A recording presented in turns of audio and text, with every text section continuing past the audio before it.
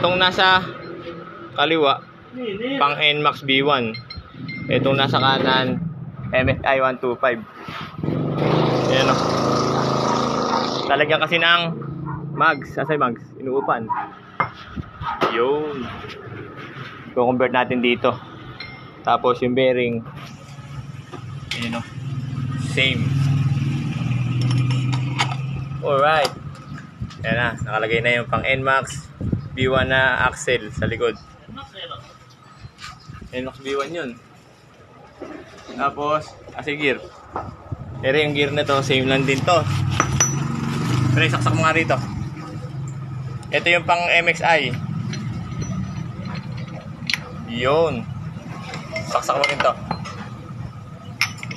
Yun. Good. Okay, lagay mo nila, mga bro.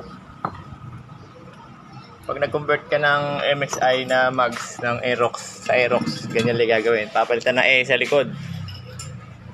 Alright. Ayan. Nilagay na po yung lock. Same din. May lock din. Ayan. Sukatin mo yung lock sa lock. Ayan o. Sukat na sukat yung lock niya pagka sinukat. Alright. Nilagay. Yun. Lalagay natin yung gear. Tapos lalagay natin muna pansamantala itong takip.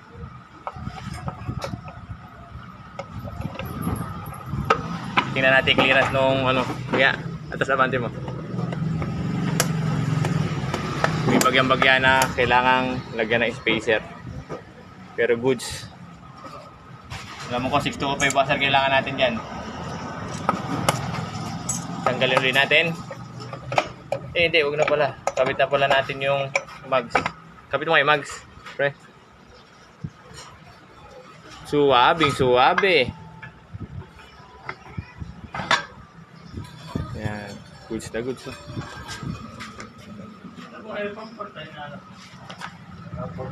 Aerox mags.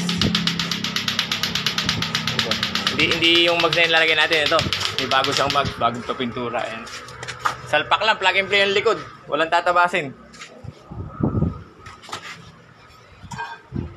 Goods na goods. Ayun. Ang tunay na bearing ng MXI ay 6222. Ayan. 6222. Ngayon, nilagyan natin siya ng bearing na 6005. Nilagyan natin siya ng bahay. Ayan. Para maging same ng 6222. Kamukha. Ayun. Kasi kailangan natin luwangan yung ibabaw. Ayan. Dahil tumaba yung ehe na yan. Eri mapait yung ehe ng MXI 125.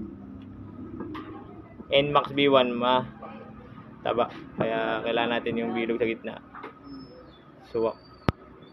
Kailangan natin yung sinlaki ng 6322 ay 6222 yung outer. Yan. Walang mabiling bearing. Yan. Lagyan natin ng magic sape. Nagtorno po tayo niyan. Yan. NMAX B1. Sukat na sukat po yung X-line ng gearing niya. Yan. Alright. Sukat na sukat yan. X-line. Kabit. Goods na po. Ayan, pinutulan na po ni Goyan kanina. Tapos tinrida natin sa machine. Ayan. Pwede na po siya isalpak sa MIUI M3. Ay, MIUI M125. Yan, no? Aerox mags. Convert natin sa MIUI 125 with speedometer gear. Uy, napakalangis pala na yung speedometer gear na to. Ayan, no? With speed gear. Stopper lang with speed gear para umikot. Pero original speed gear pa niya na ito. Alright.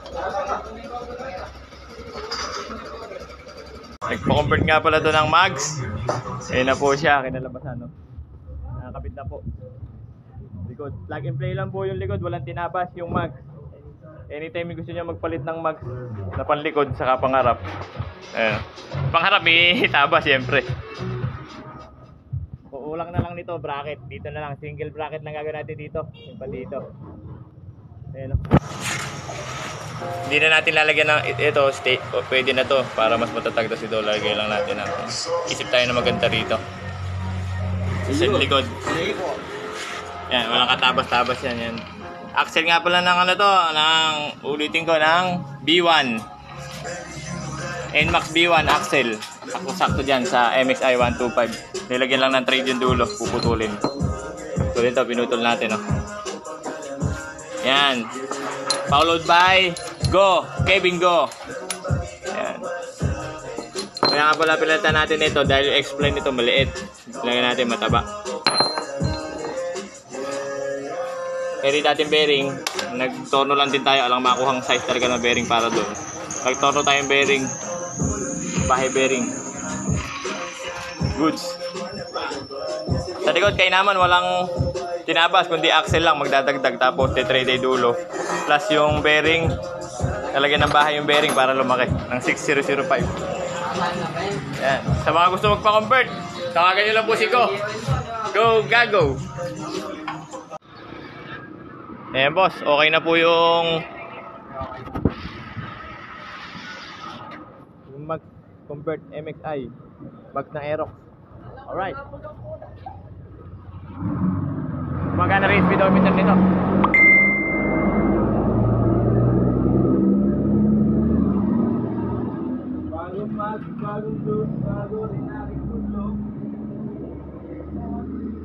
Apakaganting humila, tinona natin pang gilid. Yan. Ilalagay natin sa pag pinost natin to, ilalagay natin lahat nung nilagay natin sa panggilid at saka yung ginawa natin sa mags kung paano ikinabit dito sa MXI 125. Thank you po.